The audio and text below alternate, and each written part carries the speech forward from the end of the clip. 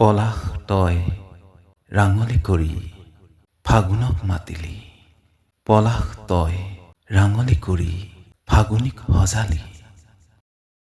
পথাৰৰ মাজত এজুপি পলাশৰ গছ দেখি মন অতীতৰ ভৰা যৌৱনলৈ ঢাপলি মেলিছে। ঐ তই জানো মোক এনেহেন বতৰতে লগ কৰা নাছিলা?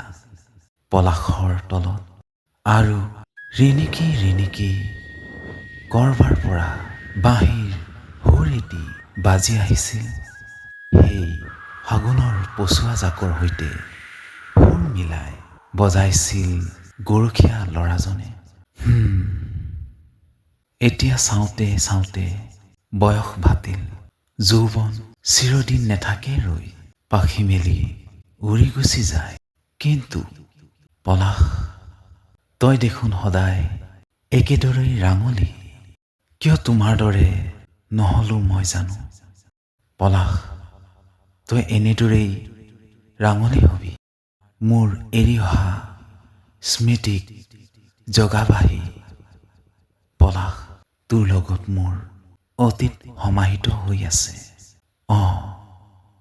বহু অতীত।